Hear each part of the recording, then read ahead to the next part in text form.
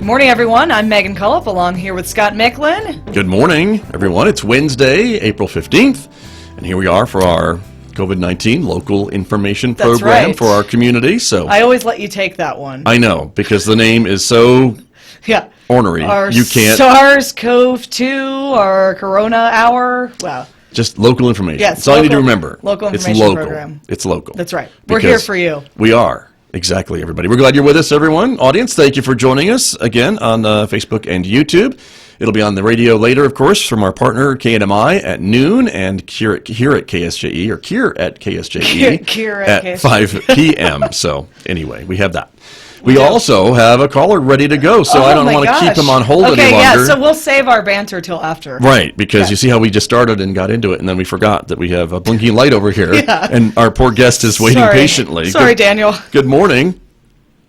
Good morning. Thank you for calling in. This is Daniel Fear from the Farmington Municipal Schools, and it's great to have you on the show. Thank you. I'm happy to be here.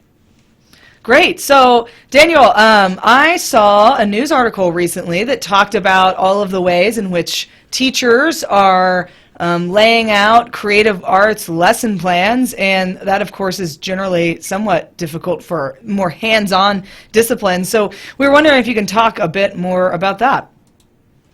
Sure. Specifically mentioned in that article was our Animus and Esperanza teacher, Rachel Lodwick, who was inspiring students to do laundry art, just trying to help students be creative with whatever they can find on hand. And one of the ideas she stumbled across was having students become fashion designers with their laundry. Interesting. Wow. And now, is that a trick to get them to help with the laundry? Yeah. I'm just wondering what's involved with that. You know, I'll have to try that at home with my kids, and I'll let you know. But, okay. They also took pictures of their fashion designs and uploaded it into their Schoology account, which is our learning management system that students use, and to be able to communicate with teachers and students. And so that was pretty neat. We've also had several teachers. Mary Durfee over at Bluffview is doing an 11 o'clock Zoom for each grade level, where she's doing an online art lesson for all of her students and families that want to tune in during that time. Very interesting. And so, Daniel, we should mention that your official title at Farmington Schools is that you are the Fine Arts Coordinator. Is that what you do? Correct. And so I oversee the Visual and Performing Arts K-12. Got you. And so that's why you're involved with all these projects and can talk about all these things. Correct. Got it. Our elementary music students are also getting content from all of their teachers. And basically what the arts are doing we're providing support and enrichment opportunities for students that go beyond the core work that they're doing. So our art and music teachers aren't introducing new material, but we're supporting them with activities that the students can do or they can do with their families that help them go through what they're doing during this time and create and express themselves creatively. Very good. And so what are you hearing from your parents? Are you getting some good feedback from them about some of the things that these teachers are doing? Yeah, they're pretty engaged with it and enjoying it. Like I said, I have two kids myself, so I'm kind of also on the front line with this. And I hear songs around my house all the time, and we're coloring and drawing pictures and running around. So our PE teachers are doing some of the same stuff, trying to get kids moving and outside and enjoying life and fresh air and vitamin D and art. And art, that's very important. It's incredible, yeah. Nice, very good. Well, well, I wish that I wish this was like access to adults too. I'm like, you guys should post this in some blog somewhere. Give us something to do. Do you want to do some laundry art? I do a lot of laundry, so why not make it artistic? Yeah. Okay, there you go. Yeah. Is that possible, Daniel? Maybe share that with the greater community? You know, we'll see what we can do and figure out a way to get some of these ideas out to everybody. In your spare time. Yeah. Right. Our secondary music are also providing content, secondary music and secondary art, doing some of the similar things, just giving kids an opportunity to continue performing on their instruments and practicing. It's a lot different when you're not in the classroom, when you're not as a group making music together. And it's much more challenging to keep the students engaged and involved with that. But we're doing our best. We're keeping those connections up with our students. through our Schoology and Zoom and Google Meets, and kids are trying to stay engaged and be creative with each other. So. Well, it's wonderful. Well, a shout out to you and to all of the teachers who are keeping things going in this new environment and really thinking outside the box for some of these things. It sounds like this is very a creative way to do this. Yeah, we're definitely stretching ourselves. It sounds like it. Very good. Well, thank you for calling in and sharing that with us. I appreciate it very much. My pleasure. And I think Megan does too. Yes. Even though I said I appreciate it, I think we appreciate it. We both appreciate it. Yes, that's why I asked him to come on. I understand. I know. I saw some sort of weird picture that must have been laundry art. Now that I have the background intel. Now you know. Now I know. Okay, and that prompted you to reach out. Yeah. I was like, good. what is this? Well, great. Well, Daniel, thank you again for calling in. Appreciate it. Thank you. My pleasure. All right. You stay safe and stay well. Thank you very much. That is Daniel Fear. He is the Fine Arts Coordinator for the Farmington Municipal School District. Yeah. Calling in. Sounds like a pretty fun job to me. It does sound like a fun job. Yeah, I think he probably did have fun with that and continues to. Yeah. He's also a really great brass player. That's how I mainly That's your connection know to Daniel Fear. Yes. Okay. There you go. Yes. Sing his praises. So. Right. Not that I play brass. That's not... None of us made that leap, I don't think. Me. Yeah. Okay, cool. Just so we're clear. We've met you. Yeah, yeah, okay, cool. I don't seem like a brass player, See, I guess. Yeah. I'm making a note. 9:10 it started. I'm sorry. The first. What started? The first, jab. Oh, got it. So yeah. I'm just, Where's the tally? Yeah. Ding. Ding. Okay, so we're going to pull up a couple things we want to talk about. So the right? numbers as well as the State Department just State Health Department. State Health Department just added something. That's right. A dashboard. Right, but I'm going to show you the website here for KSJE. In the meantime, we've got it right now, so we're good. Yeah, okay. There cool. it is, there everybody. It is. So again, this is ksje.com, everyone. We are, again, keeping track of the cases, not just in New Mexico and San Juan County. We've got numbers up from La Plata County and when we get them from Montezuma County. So showing them, but I made a couple changes yesterday. So we just kind of have the headlines here. So at a glance, you can kind of see what's going on with our cases. 62 more yesterday. We had 19 more in San Juan County yesterday. And there were the 5 deaths in the state, and that included 3 in San Juan County yesterday. So we had 5 the day before, and then we had a couple before that, so a total of 10 now in San Juan County, everybody. And then the recoveries are up by 36 to a total now 340. Again, there's the link for the NewMexicoHealth.org website, and that's where all this is coming from. And so that we put down the daily statistics in its own story kind of below that. They used to be kind of right there. But a couple of other stories we wanted to call attention to. The county acknowledged that some first responders are now in quarantine after a possible exposure during a call the other day. So I believe it's 2 firefighters and 2 sheriff's deputies who are now in self-quarantine. That story you can see on our website. The daily statistics are there. The Navajo Nation, again, 25 more cases for them. They're up to 838. And 5 more deaths for the Navajo Nation. Of course, that includes the parts of the 3 states that the Navajo Nation stretches into. So some of those are in New Mexico, some of those in Utah, some of those in northeast Arizona. And so those are the other stories that we have on our website. And the La Plata County has 1 more case, is the other story that we had. Gotcha. So there you go. So there's that. Yeah. Right? So we're kind of waiting for things to we're still waiting for things peak, to settle down. And settle peak, down, yeah. and that's true. As we heard from the mayor, he was on this morning with me, talking a little bit about maybe asking the governor to try to maybe amend her closure law and maybe allow some of the smaller businesses to open under the same maybe guidelines of only allowing 20% of their capacity into their store at any given time, to let some of these smaller stores open back up. But we'll see. We'll see. Yeah, we'll see what happens. But I do want to show you this other dashboard that the state has unveiled. Yes, that was really interesting, I thought. Yes. And so I'm getting to that right now. We're still chasing them down, huh? State Health Department? We are. So we're trying to get them to call in. Listeners, if you know anyone, let us know. Right. If you have any personal connections. Exactly. I want to get this a little bigger here so we can see it. Because we love the graphs. There's a lot of graphs on this site. It's awesome. Okay. There are. So this is the new dashboard from the State Health Department in New Mexico. And again, viewers, you can kind of see we have the number of cases on the left-hand side, the number of tests performed. We can see 32,800 tests. Also, hospitalizations are currently at 181, 87 deaths across New Mexico. No, pardon me. Total hospitalizations are 181. Current hospitalizations are 87. The total deaths in the state are 36, and the total recovered are 340. That is what I'm reading. Yeah. My Well, apologies. I also think I'm interested, in the 32,850 tests performed and the 1,407 notable cases. I'm not good enough at math to break that down Percentage, in a what percentage. that is, right. Not Well, this I think- quickly, at least. Well, and I think your health folks will tell you that, in order to get an idea of how bad the infection is, you really need to test a large number of people yeah. to be able to tell, if you're fact- doing a good job or not. Fun fact. Yes, ma'am. Here it is. Washington State has started to just mail out randomized testing, particularly towards younger individuals to see about this whole asymptomatic.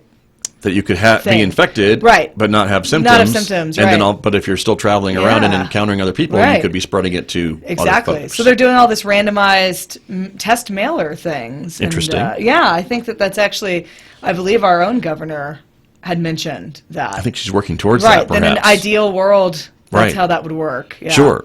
But if you look at the site, then again, you can kind of see the colors on the map. Again, radio audience, you should be watching us on the video.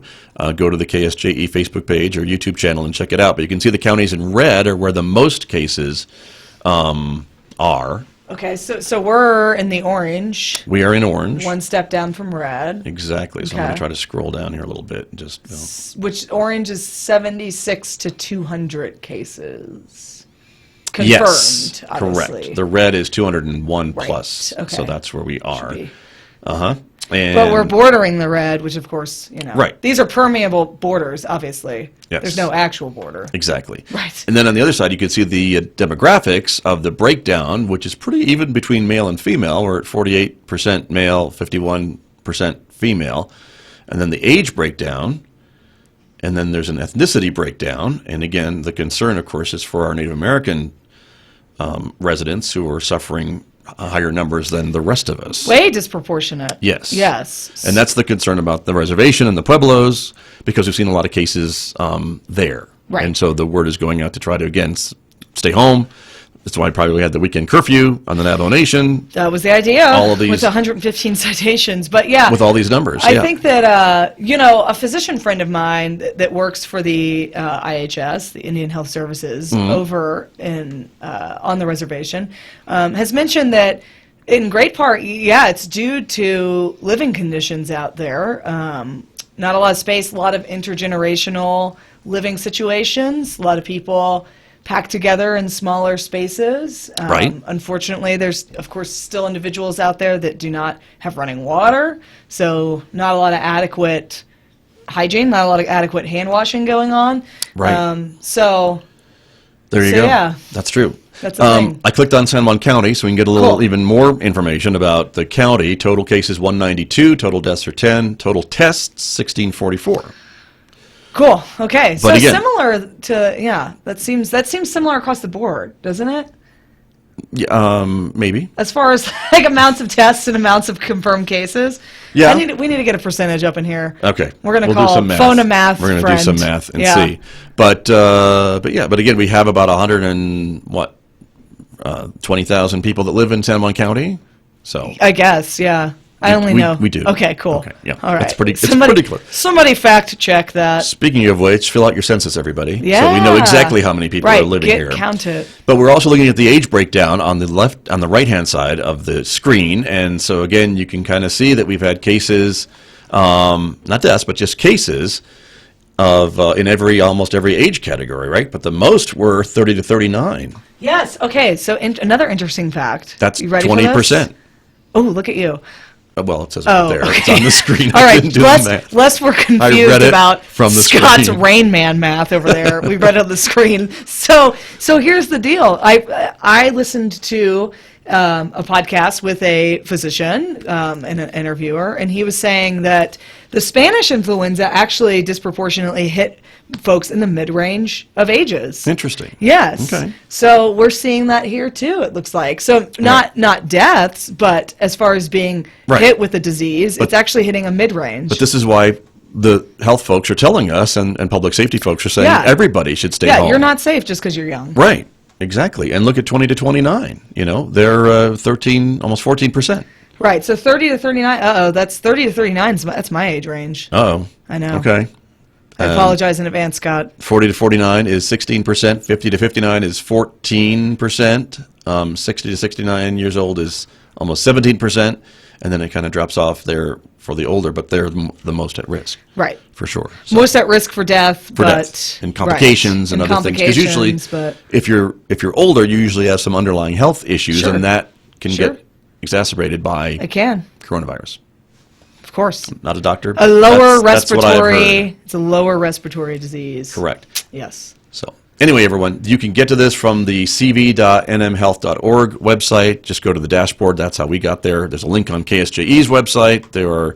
It's available. But this is just released yesterday from the State Health Department. See, there we go. That's what we offer you, dear listeners. Up-to-date information. I think it's, this is important, I think. It is. Right, exactly. So, or if you're, and it changes so frequently. It really does. Which makes it both interesting and hard to follow sometimes, I think. Right. And that's the state's website. Oh, there you go. That keeps track of all the numbers. And the dashboard link is... Yeah, because it's a little grainy up there. The little purple button down here. I see. Okay. Yep. Behind the crawl, everyone. So there you go. There it is. Got it. Okay. So there's that is new. And what else were we talking about? Tomorrow on the show, we're going to talk to some doctors. Yeah, we are. So that's going to be good. That's going to be amazing. Preview of tomorrow's show, everybody. So we like talking to the doctors. We love talking to the doctors. Get some information about what's going on at the hospital. Questions. You have so many questions. So many questions. You do. I really do. Well, some for doctors. And some for doctors. Yeah. And some for doctors. Right. Yeah. Again, that's true. Percentages. We got to get those. Right. Yeah. So I was listening. Okay, wait. Are you going to go? I'm not. You had something? I'm waiting. No? Nope. Okay. It's all you. Yeah, I heard this phrase this morning on a report I was listening to. One of those. I think you're listening to the wrong station. With all due respect. No, I listen to us all too. These podcasts and other things that you're listening to. I don't. Yeah.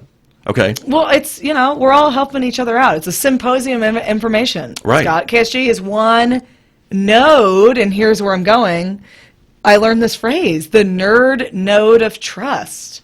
Nerd node of trust. Okay. All right. So this was with Explain. This was with a science communication expert, and the whole idea was how are we speaking about coronavirus with each other? And the idea was that in a lot of friend groups and family groups, there's usually one individual that's more obsessive, and not in a pathological sense, just in the sense of like keeping very close track of this thing. Okay, all right. And that they can aspire to become a nerd node of trust, which is somebody that really picks apart the information and can function as a helpful communication advocate and help correct misinformation, which is, of course, one of your favorite pastimes on Facebook. I've tried to cut back on my Facebook policing. Yeah. Well, and they would say that's a good idea because their whole point was the policing thing with strangers doesn't work. However, correcting misinformation within your own trusted circles does. Right. So, I mean, I was like, nerd node of trust, that's what I want to do. I want my epitaph to be that. We need some T-shirts with that on it. 100%. And then it could say KSJE on the back. Nerd node of trust. We are the nerds and the node of trust. That's right. In our community. I think we're trying. We're trying to be. Yeah. We are. So true. And so again, folks, if you see folks that are sharing things that maybe aren't quite so accurate, point them to the show. Point them to this program. Send them to us. We'll set them straight. Well, we will share. Hopefully, we are sharing, and I think we are sharing good, local, reliable, trusted information. Yes. That's what we're here. We, again, nerd node of trust. That's us, everybody. So there you go. But we know that the statewide media does a great job of talking about folks in Santa Fe. They get their calls returned from the health department, I bet. You know what? Yeah. Small town bitterness. We'll see. But we're like it's weird. We're a small town, but we're like a crazy, broad Met area. metropolitan area in some ways. You're right. We are. I mean, we look are at the- one look at of the map. the major metropolitan areas of New Mexico. We don't have too many, and we're one of them. There you go. Yeah. So, So, but we return our are phone asking for calls. someone from the state health department, Yes. and again, we want someone who can answer our questions. We don't want them to send us, have an intern call So many in. questions. We don't want an intern to call in. Nothing wow. against interns, I was but going to say, geez. well, But we all know they're just supposed to fill our coffee mugs. we would like someone that can answer our questions Yes. to call in. So No, they you're are right. looking for someone to do that. So if you know anybody. But I'm concerned because of the number of deaths that we've seen and the number of cases keeps going up. So we'd like to maybe get some Yeah. type of perspective, Some guidance, some on perspective. these numbers. So we don't just Right. spout out numbers. Right. Nerd note of trust. Nerd note of trust. You're welcome. That's what we can be. I want to expand really- my node yeah. Right. with the state. That's what I would like to do. Good. So there you go. All right, everybody. I think our phone lines are open. If you would like to call in and share with us what you are doing in your household to stay active and stay safe, but or what your kids are doing, if they've done any laundry art, Right. I'm sure I want to know about that. Megan would love to know. I would about love that. to know about that. Or other Yeah. things. We know of the outdoor band performance on Right. last Friday Right. that happened throughout the great area. idea. I've been invited to join a group that wants to go out and howl every night at 8 o'clock. Hold on. Wait. I haven't joined it. Time I haven't joined out. it, but This is the local news people get up for in the morning. Is that it? Oh, wait. Okay, before we take that call, Yeah. because we have one. We do. There's a local group that wants to go It's howl. actually, I think it's a national group. They It's a want to Facebook howl group. at the moon. Just howl at anything at 8 o'clock. Just to let it out. Whatever. Just howl at anything. Just to howl at 8 o'clock. 8 o'clock. But it's national, so that depends on where you're at. Well, obviously, it'd be, Is it yeah. Eastern time? It would be different in your local time zone. I think. Just 8 to o'clock in your local time annoy zone. your neighbors at 8 o'clock. Go out and howl. To just let it out. I think what we need to do is take a I- video of us doing this tonight, and then we'll show it to the listeners tomorrow. I'd prefer the laundry art, but okay. Yeah, well, that can be the way that we open, and then we'll quickly move into serious talk with physicians. I gotcha. Yeah. Okay. Well, we'll see. Like I said, I've been invited to join. I haven't joined I don't it yet know. because I don't know. I'm not a howl. If you haven't noticed, I'm not a howling person.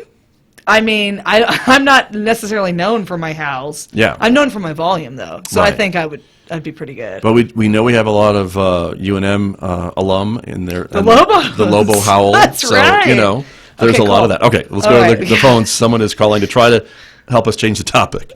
Maybe. Good morning. You're on KSJE. Thanks for calling in. Good morning. My name is Barbara Sullivan, and I'm calling from First Presbyterian Church. Hi, Barbara. Thank you for calling in.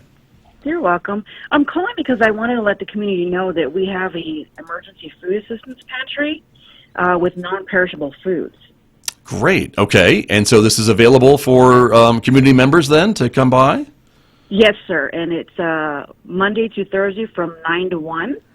And we're not taking names or anything. We're just using the honor system so that people that may not normally need this kind of assistance would feel comfortable coming in and getting food.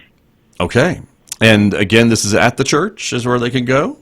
Yes, sir. It's on the south side of the church and where the offices are located. They just ring the doorbell, and then I point them to the direction they need to go, and we assist them from there. I see. Okay. And the times once again? It's Monday through Thursday from 9 a.m. to 1 p.m., and it's located at 865 North Dustin Avenue. Okay. And then if they have questions, I can give you our phone number so they can call. Sure. What's that number? Okay. It's 505-327-5231. Very good. Avi, repeat that one more time for us if you wouldn't mind. I don't mind. It's 505-327-5231. All right. And this is the amount of food that you're able to help these folks with? It is dependent on how many folks are coming or just what you have on hand any given day? Yeah, just when they come in, we ask how many people are in their family, and we try to provide enough food for that amount of people. Gotcha. Okay. What a great service. Thank you very much. And then, as you mentioned, you have supplies of food, so are you looking for donations as well, or is that not necessary at this time? It's not necessary at this time. Through the generosity of our congregation and other community members, right now I have tons of bags filled, and our pantry is full at this time. Wow. Okay. Yeah. Well, thank you for sharing that with our audience. I appreciate that. You're welcome. And I haven't let Megan say one darn thing since you've been on the phone. I apologize. That's okay. I imagine you two know each other. Yeah, I'm in the loop. Don't worry. Okay. Yeah. Okay. Thank you. Barbara, thank you for calling in. Bye-bye. Stay well. Thank you very much. Nice. That's a nice thing to be doing. Yeah, that's How about right. that? I know. How cool is that? And I'm speaking, of course, as a totally biased party here. Well, one of your other jobs is with Yeah. First Presbyterian Church. That's we right. should make that full disclosure to our audience. Disclosure. That's right. And I would say that probably there's some other churches maybe doing similar work in Yeah. the community. Well, and they've really joined with us because the food pantry is something that we do all the time. So it's a Right. constant thing throughout the year. So that was well known. So a specific shout out to the Unitarian Universalist Church on Orchard. They donated quite a lot of cash to the effort. Nice. So we were able to stock the pantry, and we were running low before they helped us out. And so Now you're not. now we're not. So Yeah. a little interfaith action there too. I mean, Like it. I know this is what makes our community beautiful. It is. It is very much. And I know there's a lot of need in our community. We've Yes. talked to the folks at the Echo Food Bank about what they're doing with the food boxes and things. And so this is just another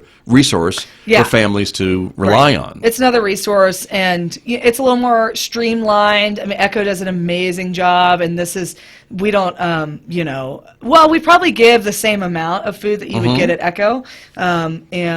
But yeah, like Barbara was saying, at this point, there's no real formal process. We're just like, meet us at this door. Here Here's you some go. food. Yeah. Well, So. that's all right.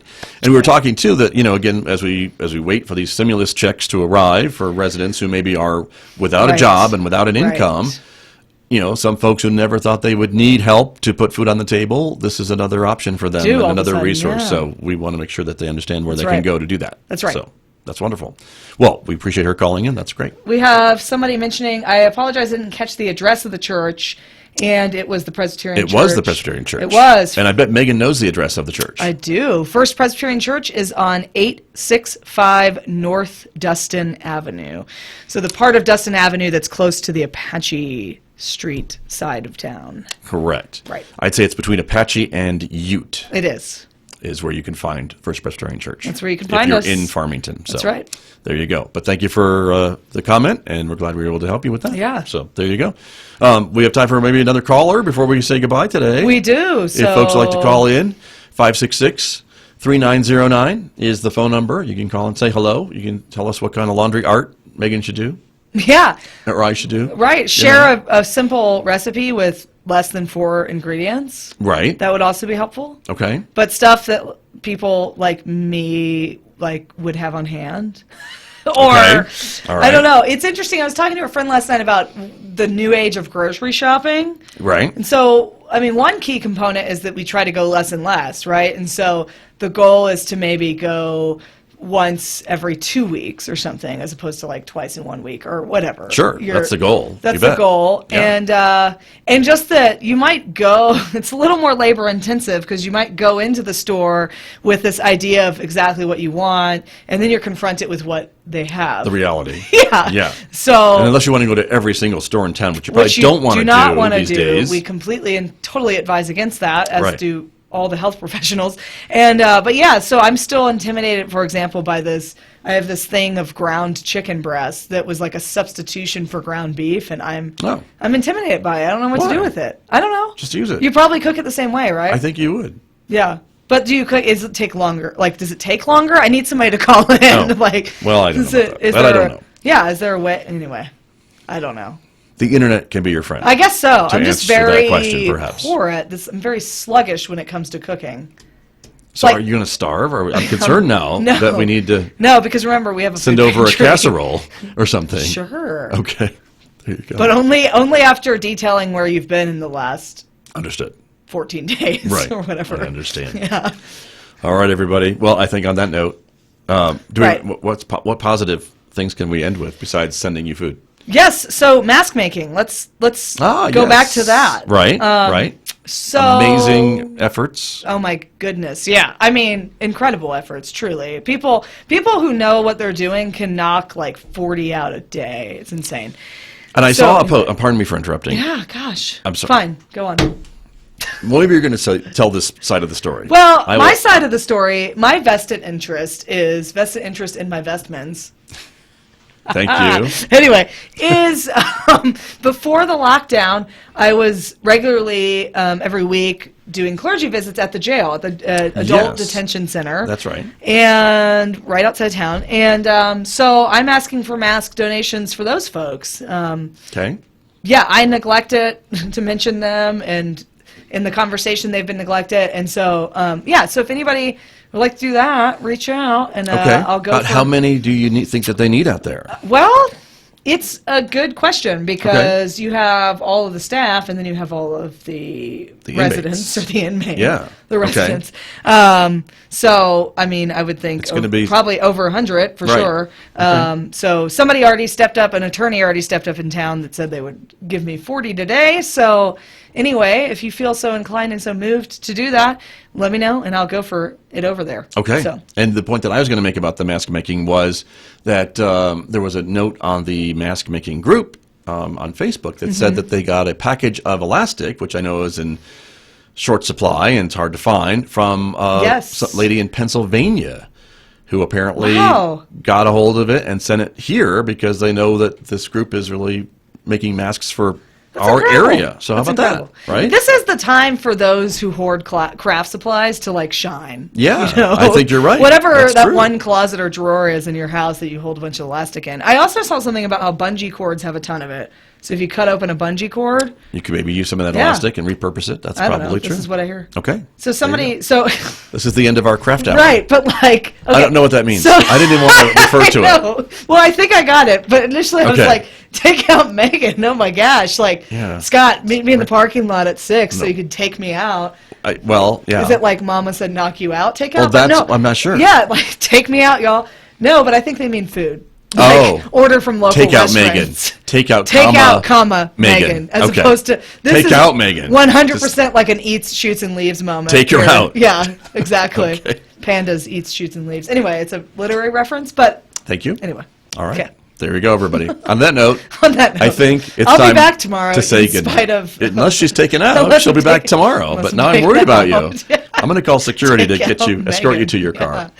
All right, everyone. man. We appreciate you joining us every morning. We're here at 9 a.m. on KSJE with our local COVID-19 information program. Megan Cullip is here, and I'm Scott Micklin, and we appreciate your support as well. Stay safe and stay well. We'll see you tomorrow morning, everyone, right here.